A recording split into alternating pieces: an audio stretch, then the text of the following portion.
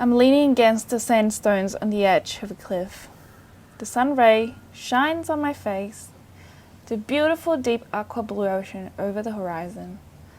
The rhythmic sounds of ocean waves crashing into the rocks. Normally they calm me, but today I feel a deep sense of hurt. A sense that my heart is hollow and something is missing from me today. That something isn't right, and I know it in my heart. If I was to live the rest of my life like the past 6 months, would I be happy? A question popped up in my head, to which the answers left me feeling worse than before. A few days ago, I've worked up the courage to ask for a promotion at work. I've been at this job for more than a year, and my excellent performance had really been widely announced by my previous boss, who'd suddenly left after I would come back from a long holiday. I've already got my performance lined up perfectly. Positive feedback from colleagues. I've got all these extracurricular activities that I do outside of work. Days before the conversation, I'd Googled how to ask for a promotion. I carefully crafted all the evidence about my excellent work that amount to 5 pages long. I've been careful enough to write a script for my conversation. I looked at example scripts and practice conversations, looking at all the tips and tricks that would definitely guarantee my success rate. My confidence soared high. The night before the conversation, when I was supposed to be well rested and ready for my important meeting, my heart felt extremely heavy as I laid on my back, staring at the dark ceiling for hours. I didn't feel like I was nervous, but all these bodily signs telling me that I was. In the morning, I was very careful to warm up my voice to ensure that I was sound confident, warm and authentic, and not to lose my voice for talking for such a long time. I never used my voice for this long, honestly. So I carefully laid out my script on the screen so that I can look like I'm looking at the camera. The time comes, I delivered my proposal, answers my manager's question brilliantly. All went well until the part of my pay expectation, which I had prepared and brought up myself. I uttered the sentence with great difficulty. According to my research, I'm worth within this range. And then my manager retaliated that is a range, and how it usually works is if I'm in a new role, I won't be in that range, because then I would be obviously underpaid. In my head I felt, oh no, I had not prepared for this comeback. So I just nodded at him like an idiot. That was when I realized I had not stood my ground for how much I'm worth. Coming out of the conversation, I felt quite defeated. Despite the fact that I did amazing in my proposal delivery, I have proved that I'm good at my job, but I just couldn't push it further in the pay. I had proved that I'm worth it, but the response required me to wait a while. So I had this feeling I just couldn't shake off. That maybe I won't be getting this promotion soon enough. That despite all I've done for this company, they might just be stringing me along.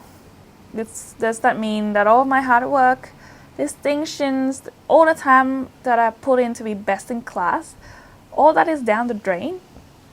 I'm now at a fork of a road where I don't know where I'll be next.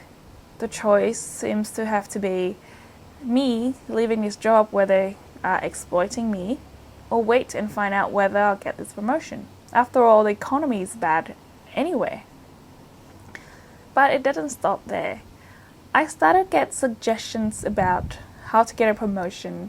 A video pops up saying that happy extroverts are the ones that get promoted. Sometimes high-achieving introverts can get recognition too, but not if they're not vocal about it. My mind immediately goes to, is the way I am causing me to be behind my peers? As someone who hates to compare themselves to others, I felt I hit an extreme low for having to think this way. Am I just a loser introvert who is bound to have no career, no friends, no community? not knowing how to express myself, and where is that self now even? When was the last time I felt fulfilled? How could I really feel this fulfillment if I can't even like what I do for 8 hours of my waking life, a third of my life? I'd wished that the person I'm looking at is different.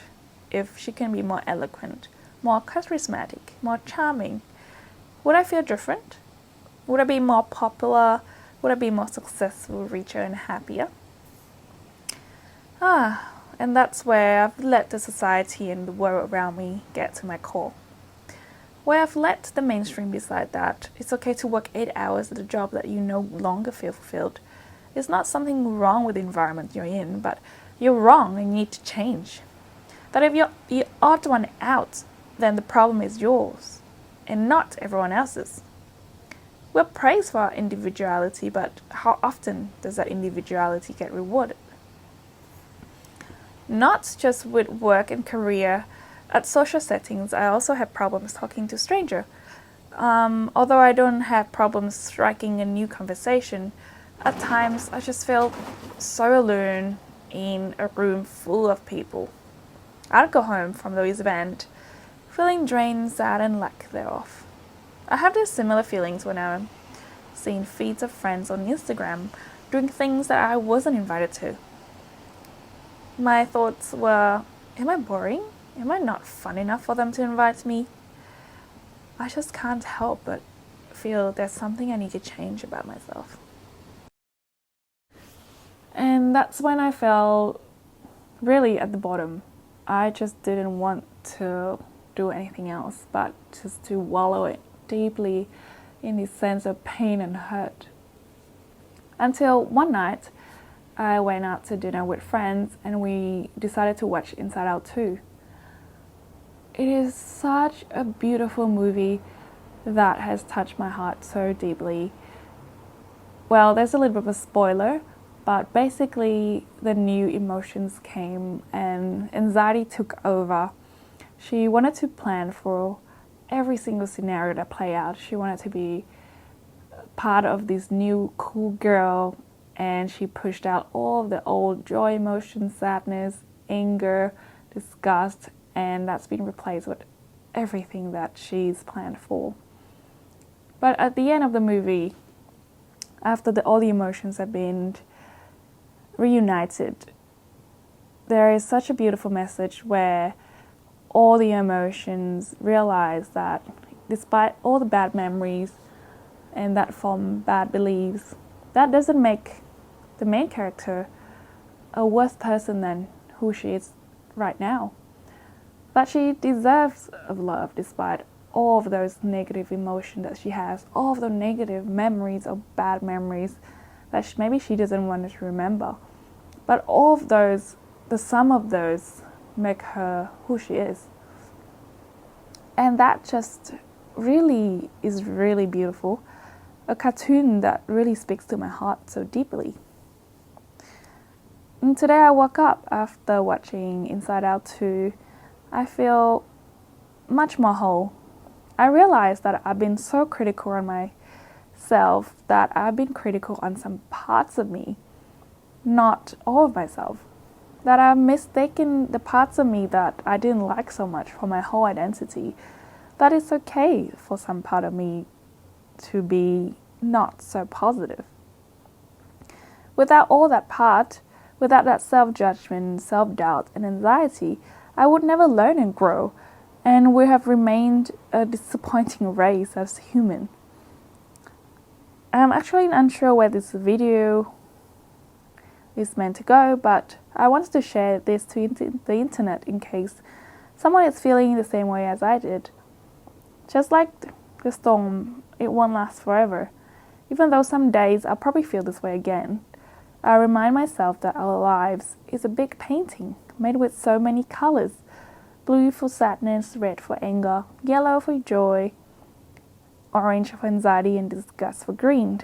Or one of the few days these emotions are just contributing to a much more beautiful, vibrant picture called the story of my life.